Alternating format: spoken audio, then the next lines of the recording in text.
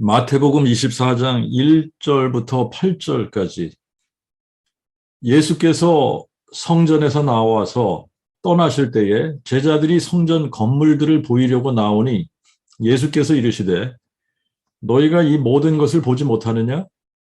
내가 진실로 너희에게 이르노니 돌 하나도 돌 위에 남지 않고 무너지지 않을 것이 없으리라 하시더라. 예수께서 감람산 위에 앉으셨을 때에 제자들이 조용히 와서 말하되 우리에게 이르소서 어느 때에 이런 일이 있겠사오며 또 주의 임하심과 세상 맨 끝에는 무슨 징조가 있으리까? 예수께서 대답하시되 너희가 사람의 미혹을 받지 않도록 주의하라. 많은 사람이 내 이름으로 와서 말하되 나는 그리스도라 하여 많은 사람을 미혹해 하리라.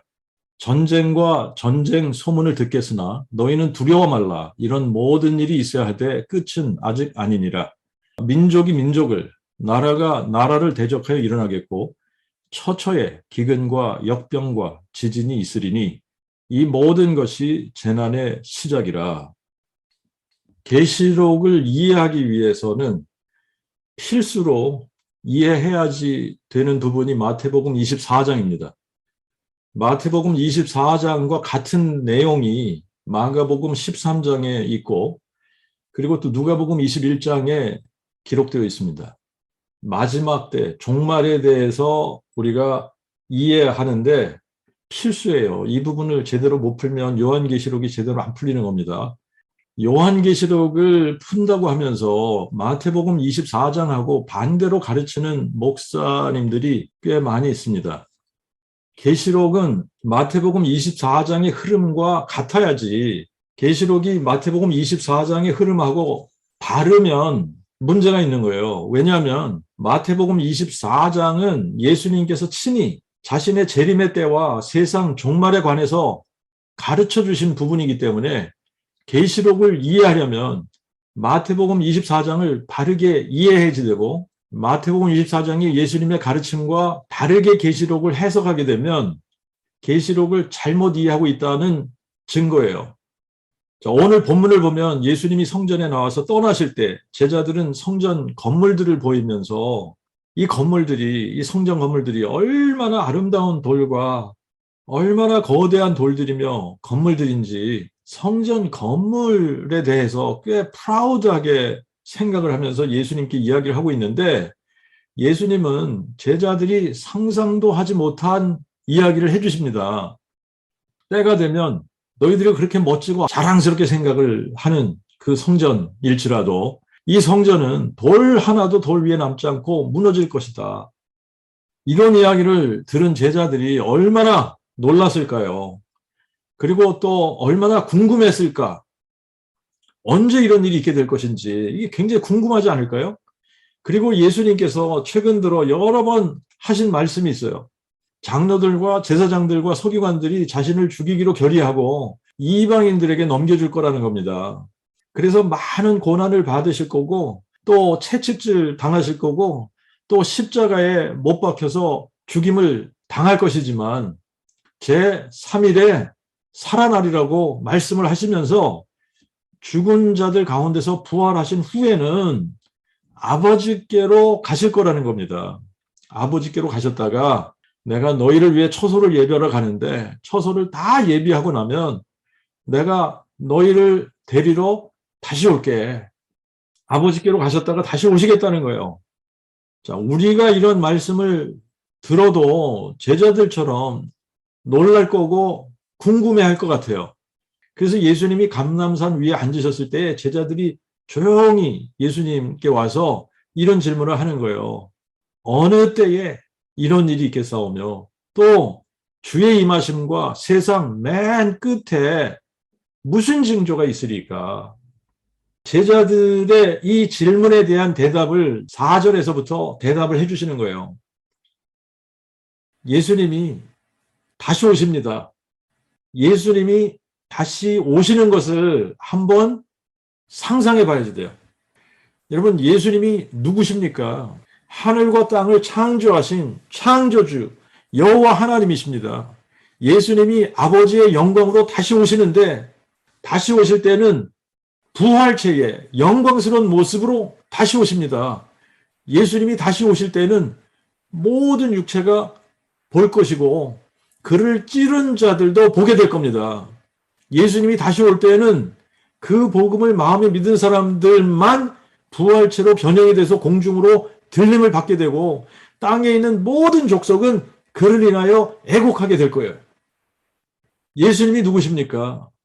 사람을 자기의 형상대로 만드시고 생기를 불어넣으셔서 사람을 자기의 자녀 삼으신 여호와 하나님, 우리의 영존하시는 아버지십니다. 예수님이 누구십니까? 자기의 형상대로 만든 인간이 죄를 범하고 타락해서 마귀의 종이 되어서 거룩하신 하나님 자신이 요구하는 속죄의 제사를 아무도 드릴 수 없어서 영원한 형벌에 처하자 영존하시는 아버지 자신이 사람이 되시면서 하나님의 그 아들이 되셔서 우리를 위한 영원한 속죄의 제사를 드리신 분이십니다. 중재자가 없는 것을 보시고 자기 팔로 자기에게 구원을 가져오신 분이세요. 성경대로 동정녀 탄생하셔서 우리 죄를 인하여 십자가에 죽으시고 장사 지낸 바 되셨다가 성경대로 사흘 만에 죽은 자들 가운데서 부활하셔서 마귀를 멸하시고 생명과 죽지 아니함을 드러내셔서 우리로 영원히 자신과 함께 살 수 있는 길을 열어주신 우리의 구세주시고 우리의 대속주 여호와 하나님이십니다. 성경은 예수님에 관한 책이에요. 요한복음 5장 39절에 너희가 성경에서 영생을 얻는 줄 생각하고 성경을 상고하거니와 이 성경이 곧 내게 대하여 증거하는 것이니라.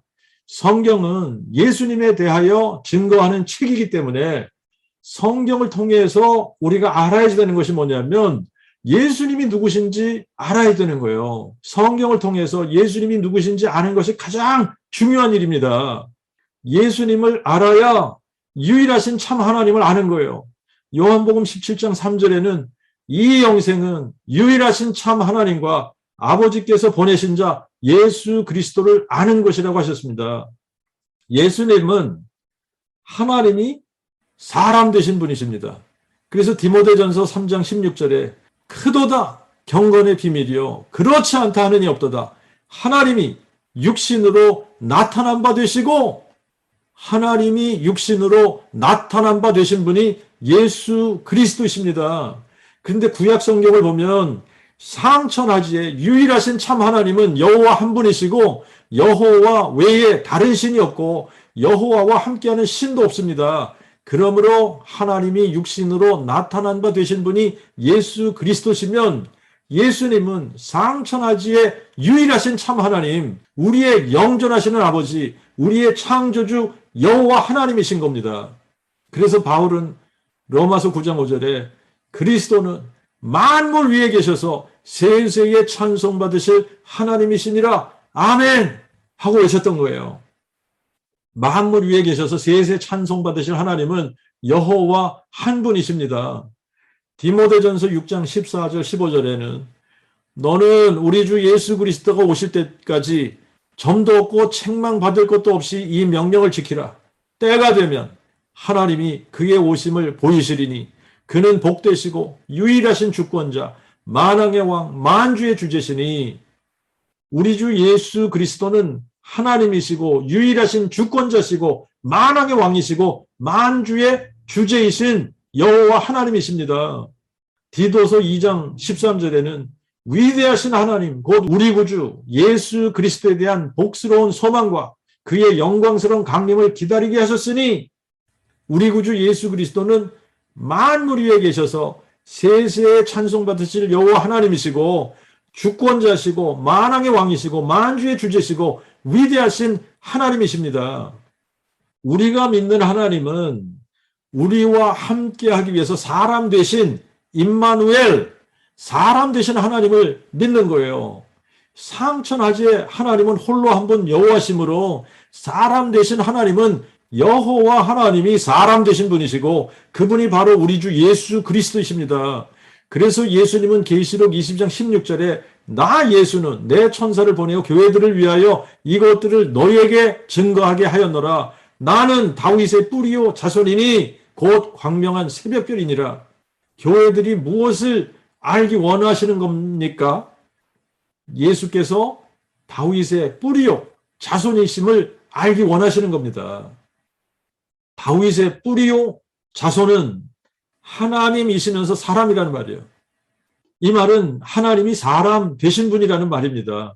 유일하신 참 하나님 여호와께서 사람 되시면서 하나님의 그 아들이 되신 겁니다. 그래서 뿌리요 자손, 하나님이시면서 사람, 하나님 아버지면서 하나님의 그 아들이 되신 겁니다. 그러므로 예수 그리스도께서 세상에 오신 일이야말로 크고 놀라운 경건의 신비가 아닐 수 없습니다. 세상에 계시면서도 수많은 신비로운 일들을 행하셨어요. 사람으로서는 불가능한 일들을 수도 없이 많이 행하시면서 자신을 내가 그니라, 내가 여호와니라 하고 드러내셨습니다. 그리고 마지막으로 인류를 위한 속죄 제사를 십자가에서 드리시고 성경대로 우리의 죄를 인하여 죽으시고 장사 지낸 바 되셨다가 성경대로 사흘 만에 죽은 자 가운데서 다시 사셔서 자신이 여호와 하나님이 사람 되신 분이심을 증명해 주신 거예요. 그리고 40일을 계시면서 확실한 많은 증거로 신이 사심을 나타내 보이시면서 하나님 나라의 일을 말씀하시고 제자들에게 다시 오실 것을 약속하시고 그들이 보는 앞에서 하늘로 올리우셨습니다. 예수님이 세상에 처음 오셨을 때에는 동정녀의 몸에서 한 아기로 한 아들로 나셨어요. 그래서 하나님의 어린 양이 되신 겁니다. 우리를 위한 대속의 죽음을 죽으시기 위해서 하나님의 어린 양으로 오신 거예요. 그래서 우리를 위한 대속의 죽음을 죽으시고 부활하셔서 영원한 속죄 제사를 드려주셨지만 두 번째 오실 때에는 영광스러운 부활체로 오시고 심판자로 오십니다. 그래서 모든 사람들이 그리스도의 심판대 앞에 서게 될 것이고 모든 무릎이 꿇어 예수를 주라 시인하고 모든 혀가 하나님이신 그리스도께 자백하고 각 사람이 자기의 일을 그분께 직고하게 될 겁니다. 예수님의 재림으로 우리가 아는 인류의 역사는 종말을 맞게 됩니다. 그분이 오시면 데살로니가 후서 2장 8절부터 10절에 하나님을 알지 못하는 자들과 우리 주 예수 그리스도의 그 복음을 복종치 아니하는 자들을 맹렬한 불로 벌하시리니 이들이 주의 얼굴과 그의 능력의 영광을 떠나서 영원한 멸망의 형벌을 받으리라. 주께서 강림하실 때에 자기 성도들에게 영광을 받으시고 그날에 모든 믿는 자에게서 기이 여김을 받으시리니 이는 우리의 증거가 너희에게 믿어졌음이니라. 그 복음을 믿지 않는 자들에게는 영원한 멸망의 형벌의 날이고 믿는 자들에게는 상급과 영광과 축제의 날이 되는 겁니다. 그러므로 예수님의 재림은 그 복음을 마음에 믿는 자들에게는 그의 영광스러운 강림을 기다리는 것이 복스러운 소망이 되는 거예요. 이 영광스러운 소망의 날에 대해서 예수님은 먼저 워닝, 경고의 말씀을 해주십니다. 어떤 경고의 말씀입니까? 오늘 본문을 보면 4절부터 이렇게 말씀하고 있어요. 예수께서 대답하시되 너희가 사람의 미혹을 받지 않도록 주의하라. 그러면서 5절에 많은 사람이 내 이름으로 와서 말하되 나는 그리스도라 하여 많은 사람을 미혹하리라. 한국에만 해도 이미 여러 명의 거짓 그리스도들이 나타났습니다. 그냥 제가 아는 대로만 얘기를 해보면 박태선, 문선명, 안상홍, 정명석, 이만희 이런 사람들은 이미 알려져 있는 거죠. 알려져 있습니다. 그런데 우리가 들어보지 못한 거짓 그리스도들도 꽤 여러 명 있을 것이라고 생각이 돼요. 그리고 이미 많은 사람들이 미혹돼서 이런 거짓된 자들을 따르고 있습니다. 그런데 마지막 때가 되면 될수록 이런 거짓 그리스도들과 거짓 선지자들이 더 많이 나타날 겁니다. 11절에는 거짓 선지자가 많이 일어난대요.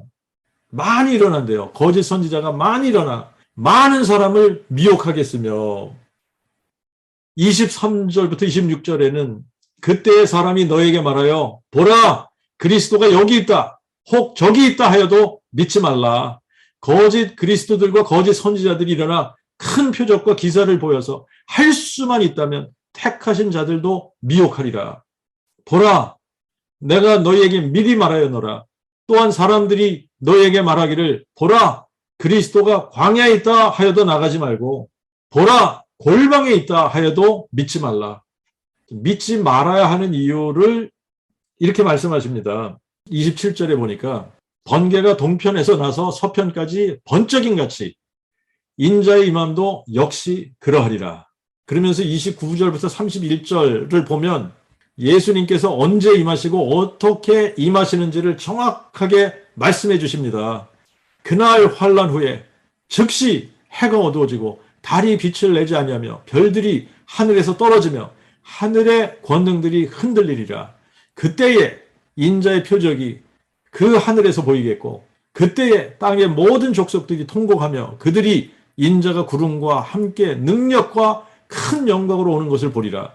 저가 큰 나팔 소리와 함께 천사들을 보내리니 저희가 그의 택하신 자들을 하늘이 끝에서 저 끝까지 사방에서 모으리라.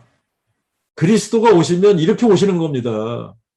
그리고 대환란 후에 즉시 오시는 거예요. 그러므로 아직 대환란이 지나지도 않았기 때문에 지금 자신이 그리스도라고 하는 자들은 다들 사기꾼들인 겁니다. 여러분, 그리스도께서 다시 오실 때는 땅의 모든 족속들이 통곡을 하며 구름과 함께 능력과 큰 영광으로 오시는 것을 보게 되는 거예요.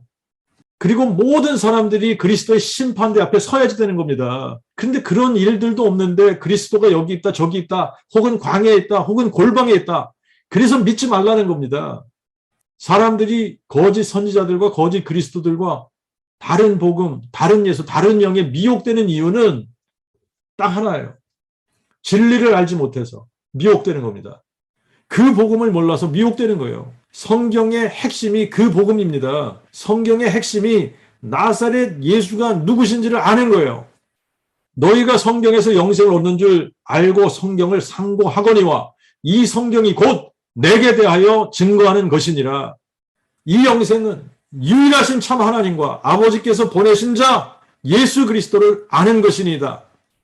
예수 그리스도는 유일하신 참 하나님 여호와께서 사람 되신 분이시기 때문에 성경이 곧 내게 대하여 증거한다고 말씀하신 것이고 예수 그리스도를 알지 못하면 유일하신 참 하나님을 알지 못하고 진리를 알지 못하는 겁니다. 그래서 영생이 없는 거예요. 로마서 1장 2절부터 4절에는 하나님의 그 복음에 대해서 이렇게 정의를 내립니다. 이 복음은 하나님의 그 복음은 이 말이죠. 이 복음은 하나님이 선지자들을 통하여 성경에 미리 약속하신 그의 아들에 관한 것으로 그가 육신으로는 다윗의 혈통에서 나셨으나 성결의 영으로 죽은 자들 가운데서 부활하셔 능력으로 하나님의 그 아들로 인정되셨으니 곧 예수 그리스도 우리 주님이시라. 디모데후서 2장 8절에는 나의 복음에 이른 대로 다윗의 씨로 죽은 자 가운데서 다시 사신 예수 그리스도를 기억하라 그랬습니다. 다윗의 씨로 죽은 자 가운데서 부활하신 예수 그리스도가 그 복음입니다. 누가 그리스도입니까? 육체로는 다윗의 혈통으로 난 사람이래야 하는 겁니다. 그러므로 박씨, 문씨, 정씨, 김씨, 안씨, 이씨 이런 사람들은 그리스도가 될 수 없는 겁니다. 첫 번째 조건이 그리스도는 다윗의 혈통의 처녀의 몸에 성령으로 잉태되어서 동정녀 탄생한 사람이래야지 되는 거예요. 그 처녀는 다윗의 아들 나단의 혈통이래야지 되고 그 처녀가 정혼해야 되는 남자가 있어요. 그 처녀가 정혼해야지 되는 남자는 다윗의 후손 여고냐의 직계 자손이래야 되는 거예요. 그래서 여고냐의 저주를 피해 다윗의 아들 나단의 혈통으로 태어나신 하나님의 그 아들이 여고냐의 직계 자손으로 태어난 요셉의 아들로 호족에 올라야 그리스도가 되는 겁니다. 그러므로 이것 하나만 정확하게 알고 있어도 사이비, 이단, 거짓 그리스도에 미혹되지 않는 거예요. 그리고 두 번째, 자신이 그리스도라고 주장을 하려면 그리스도께서 하셔야 되는 일을 해야지 되는 겁니다. 그리스도께서 하셔야 되는 일이 뭡니까? 사망을 삼키고 승리하는 일이에요. 마귀를 멸하는 일입니다. 죽은 자 가운데서 부활하는 일이에요. 예수님이 제자들에게 나타나셔서 보여주신 것이 자신의 못자국 난 손과 창자국 난 옆구리를 보여주신 겁니다. 이거를 보여주시면서 만져보라고 하신 거예요. 그리스도라는 말의 뜻은 기름 부음을 받은 자라는 뜻인데, 기름 부음을 받는 직분은 왕과 제사장과 선지자입니다. 그러므로 그리스도라는 말은 한 사람이 왕과 제사장과 선지자로서의 직분을 다 행하시는 분이에요. 그러나 하나님은 제도적으로 인간으로서는 왕과 제사장을 겸해서 할 수 없도록 만드셨습니다. 왕이 되기 위해서는 유다 지파 다윗의 씨로 태어나야지 되고, 제사장이 되기 위해서는 레위 지파 아론의 아들이래야 제사장이 되는 겁니다. 그러므로 인간으로서는 그리스도가 될 수 없는 제도적 장치를 만들어 놓으신 거예요. 예수님은 동정녀 마리아를 통해 다윗의 자손으로 태어나셨습니다. 그리고 요셉의 호적에 올라서 여고냐의 아들로 호적에 올려진 거예요. 여고냐의 혈통은 아니지만 여고냐의 저주를 피해서 여고냐의 자속으로 호적에 올려졌어요. 그래서 다윗의 보좌에 앉으실 모든 조건을 갖추신 겁니다. 그리고 제사장으로서는 아론의 서열을 따른 게 아니에요.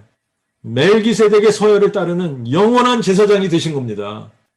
그리고 선지자로서는 히브리서 1장 1절 말씀대로 옛적의 선지자들로 여러 시대 여러 모양으로 말씀하시던 하나님이 이 마지막 날에 아들로 우리에게 말씀하시면서 선지자의 직분까지 다 행하심으로 그리스도가 되신 거예요.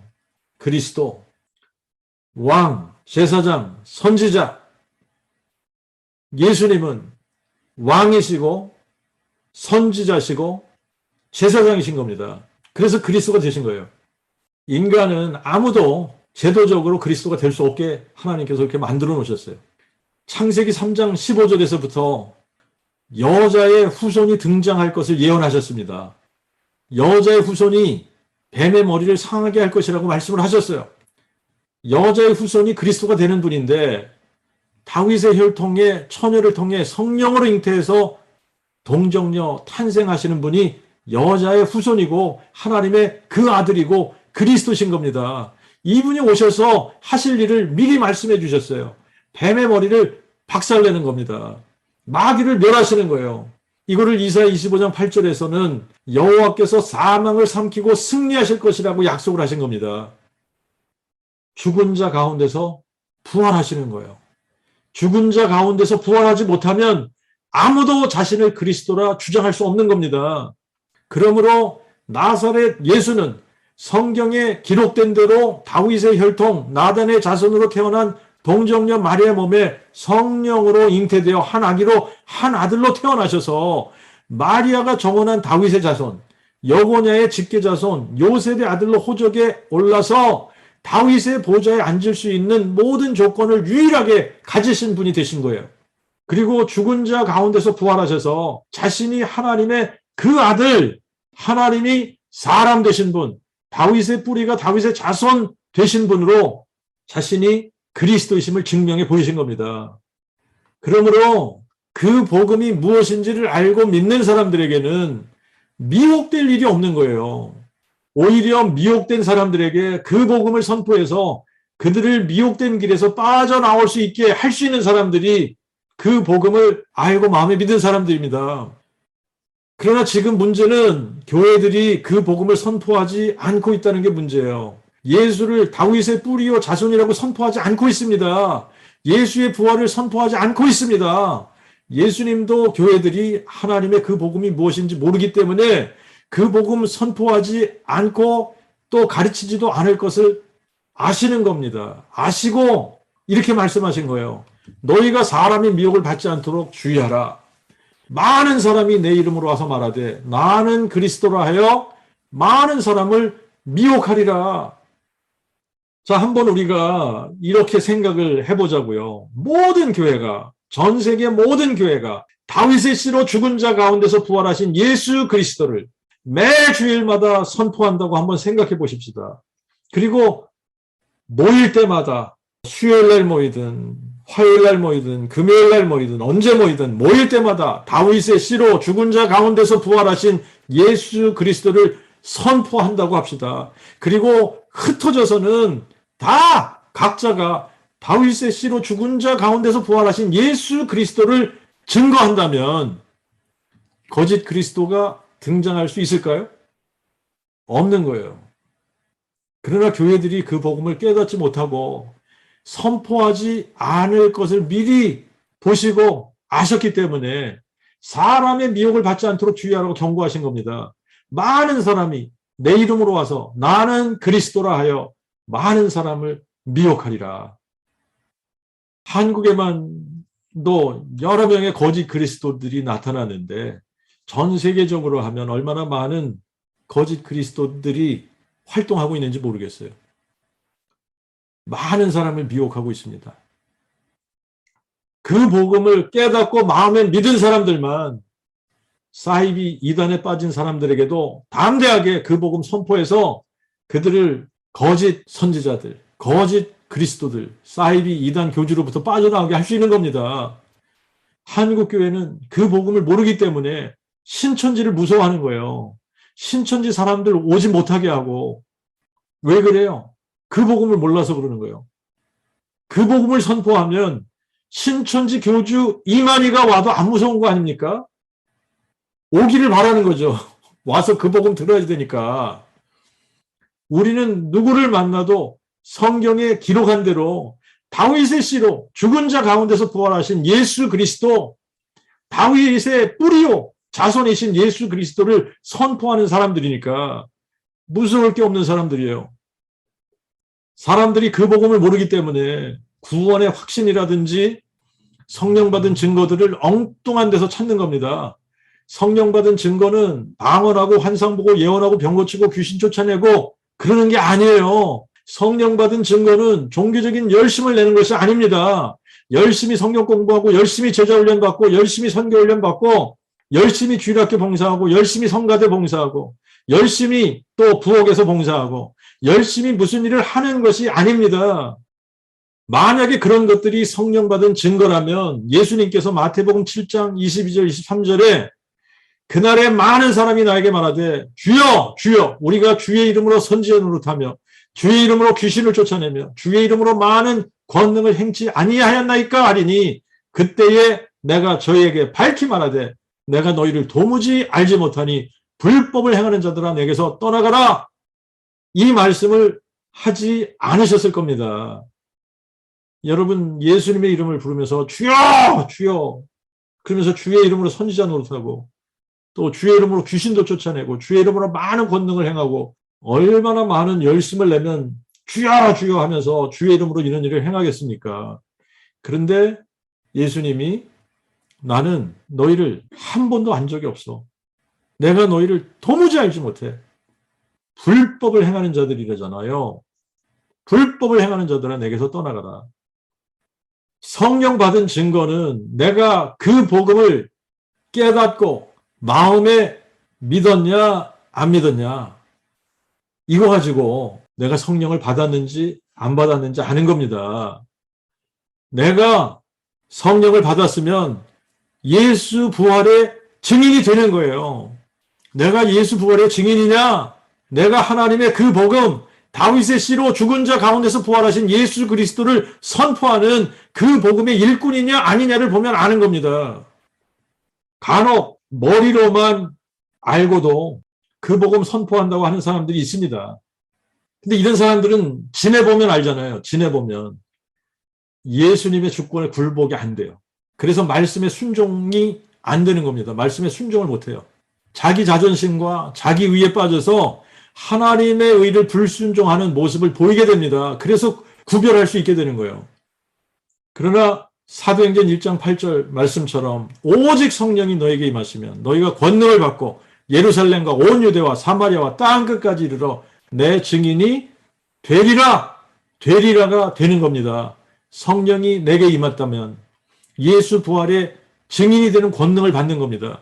성령 받으면 예수의 증인이 저절로 되는 겁니다. 되리라가 되는 겁니다. 연습해서 되는 것도 아니고 노력해서 되는 것도 아니고 훈련해서 되는 것도 아닙니다. 성령 받으면 성령께서 우리를 예수의 증인 되게 하시는 거예요. 내 증인이 되리라! 되리라가 되는 거예요.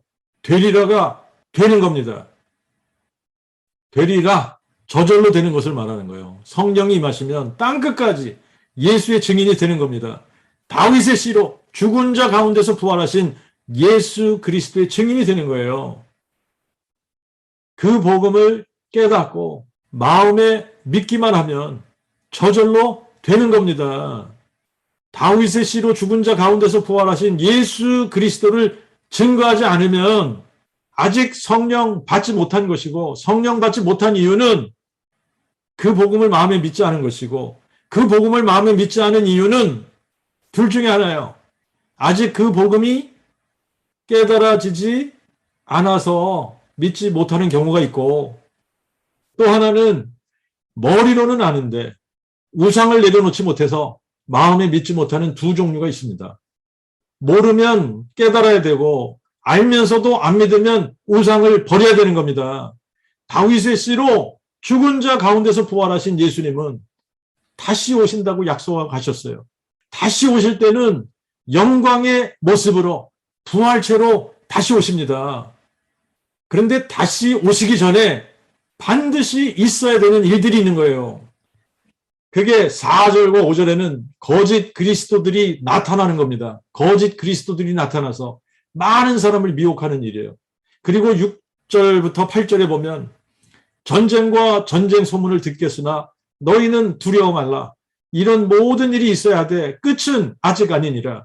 민족이 민족을, 나라가 나라를 대적하여 일어나겠고 처처에 기근과 역병과 지진이 있으리니 이 모든 것이 재난의 시작이라.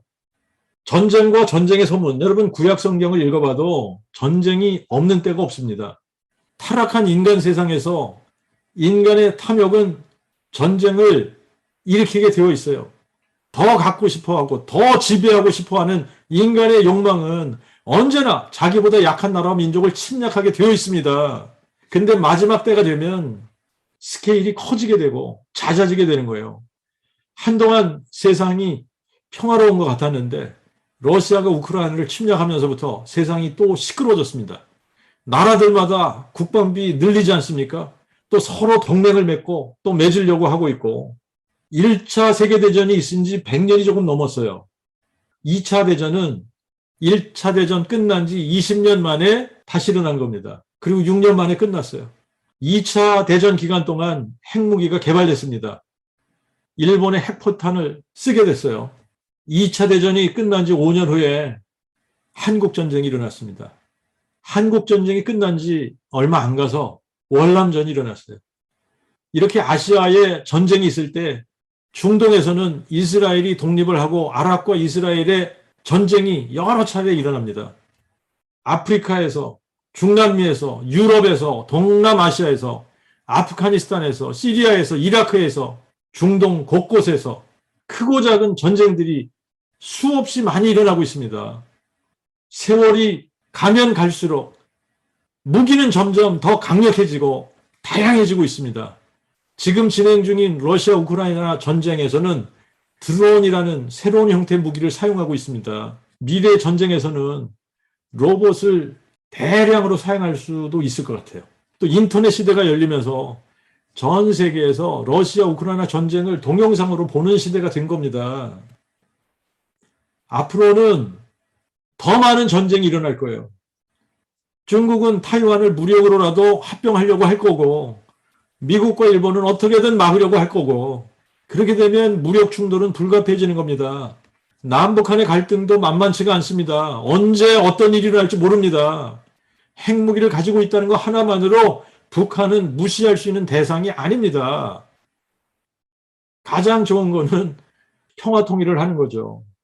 그런데 권력을 가진 사람들에게는 자신의 권력을 내려놓는 것이 이게 쉬운 일이 아니에요. 그러나 가장 큰 화약고는 어디냐? 이스라엘과 아랍 국가들 사이의 분쟁이에요. 무슨 사건이 트리거 역할을 할지는 몰라요. 그런데 이스라엘과 아랍의 분쟁은 시한폭탄 같은 겁니다. 이거 때가 되면 터지게 되어 있습니다. 해결이 안 돼요.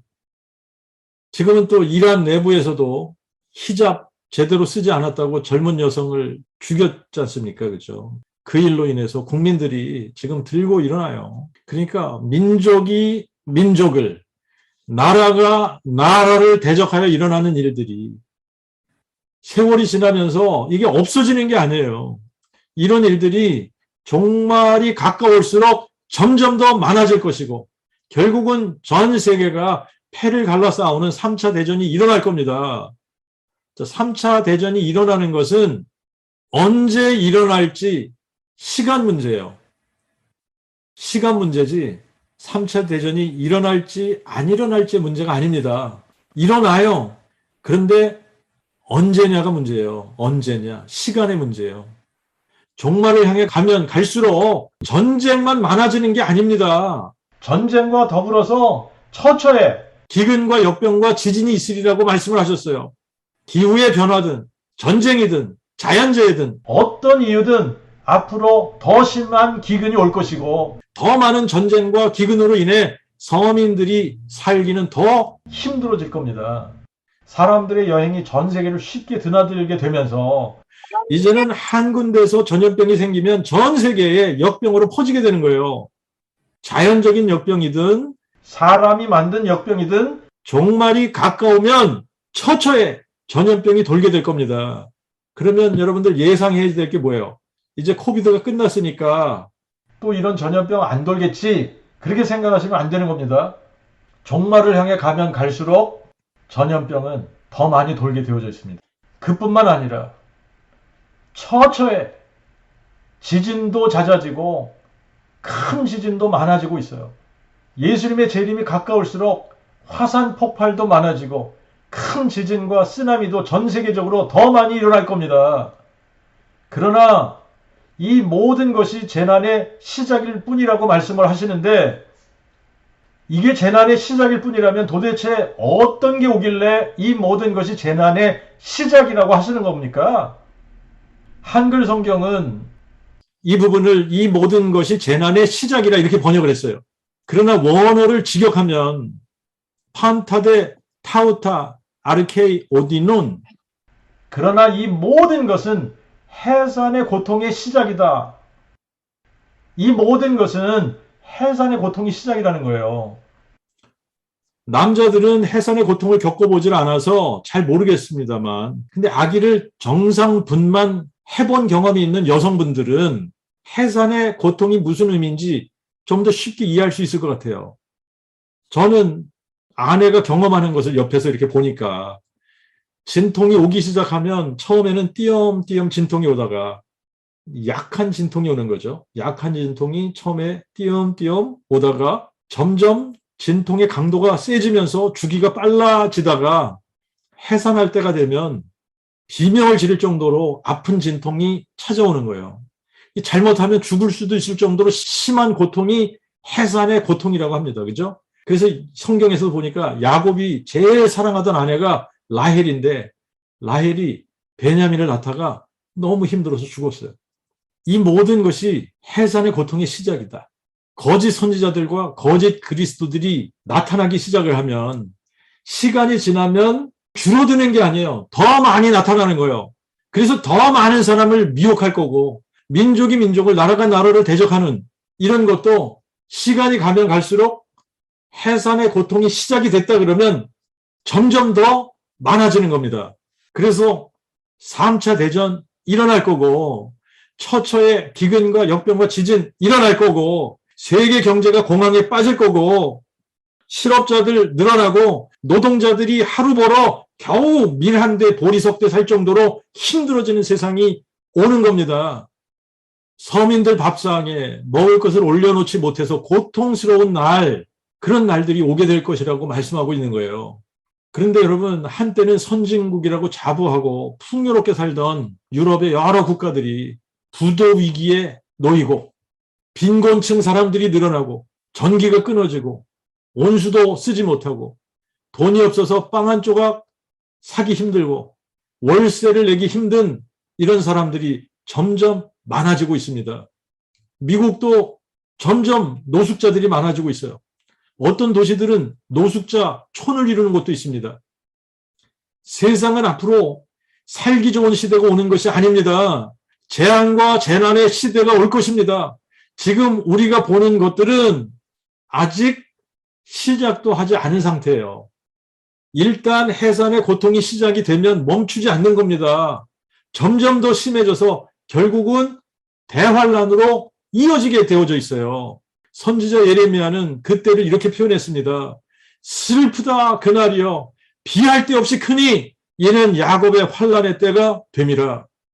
예수님은 그때에 대해서 이렇게 말씀하십니다. 이는 그때에 큰 환란이 있겠습니다. 창세로부터 지금까지 이러한 환란이 없었고 후에도 없으리라. 이 날들을 감하지 아니하시면 아무 육체도 구원을 얻지 못할 것이나 택하신 자들을 위하여 그 날들을 감하시리라. 예수님이 다시 오시기 직전에 창세로부터 지금까지 없었고 후에도 없는 전례 없는 전무후무한 대환란이 올 것이라고 말씀하고 있는 겁니다. 어느 정도로 극심하냐? 그 날들을 감하지 아니하면 아무 육체도 구원을 얻지 못한다는 거예요. 그 정도로 극심한 환란이에요. 대환란. 그런데 택하신 자들을 위하여 그 날들, 대환란의 날들을 감해 주신다는 겁니다. 칼과 기근과 역병으로 세상은 멸망을 자초하게 될 겁니다. 거기에 자연재해까지 겹쳐서 처처에 지진과 화산 폭발과 쓰나미로 기근과 역병은 더 심해질 것이고 그 복음을 믿은 사람이든 믿지 않은 사람이든 대환란을 정해진 기간 동안 통과하게 되면 살아남을 사람이 없을 정도로 극심한 대재앙이 닥쳐오게 되기 때문에 택하신 자들을 위해 그 날들을 감해 주실 것이라는 거예요. 이 기간 동안에 하나님의 그 복음, 다윗의 씨로 죽은 자 가운데서 부활하신 예수 그리스도, 다윗의 뿌리요 자손이신 예수, 그 복음이 모든 민족에게 증거될 것이고 그러기 위해 온 세상에 전파될 것이며 각 나라와 족속과 백성과 방언에서 아무도 능히 그 수를 셀 수 없는 큰 무리, 이방인의 충만한 수가 세워지게 될 것이고 그러면 그제야 끝이 오게 되는 겁니다. 1세기에 예루살렘에서 전파되기 시작된 그 복음은 터키를 거쳐 마게도니아와 그리스를 지나 로마로 들어가서 유럽 전체에 퍼지게 됐습니다. 그러나 4세기 때부터 콘스탄틴이 로마의 황제가 되면서 밀라노 칙령을 통해 기독교를 공인해주고 콘스탄틴이 모든 종교의 대제사장 폰티펙스 맥시무스 자기 자신이 종교의 대제사장으로서 기독교에 관여하기 시작을 하면서 변질되기 시작한 거예요.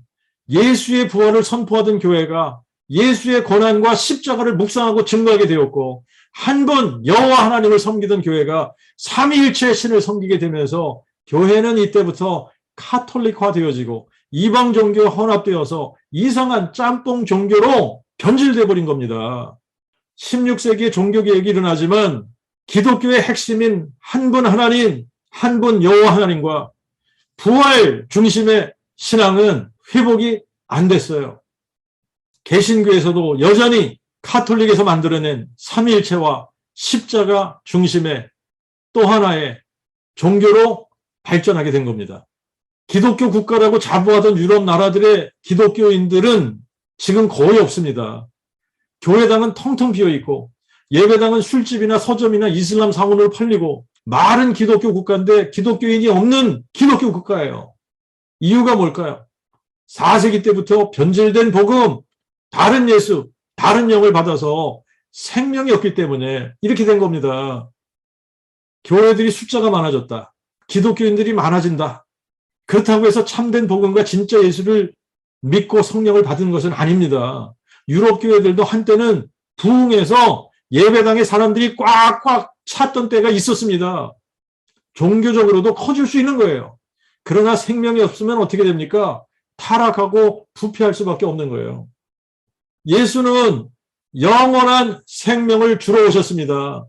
이 영생은 유일하신 참 하나님과 아버지께서 보내신 자 예수 그리스도를 아는 것입니다. 예수 그리스도를 알 때에 유일하신 참 하나님도 알게 되는 겁니다. 왜냐하면 예수님 자신이 다윗의 뿌리요 자손이시기 때문에 예수님 자신이 유일하신 참 하나님이시면서 아버지께서 보내신 자 하나님의 그 아들이십니다. 예수님 자신이 하나님이시면서 사람이시고 아버지이시면서 아들이시고 뿌리요 자손이시고 유일하신 참 하나님이시면서 아버지께서 보내신 자이십니다. 해산의 고통이 시작되기 전에, 대환란이 오기 전에 예수 그리스도께서 아버지의 영광으로 다시 오시기 전에 그 복음을 마음에 믿어서 미혹되지 않고 영원한 생명을 얻어 함께 땅끝까지 그 복음 선포해서 영혼을 살리는 그 복음의 일꾼들이 되시기를 축원합니다.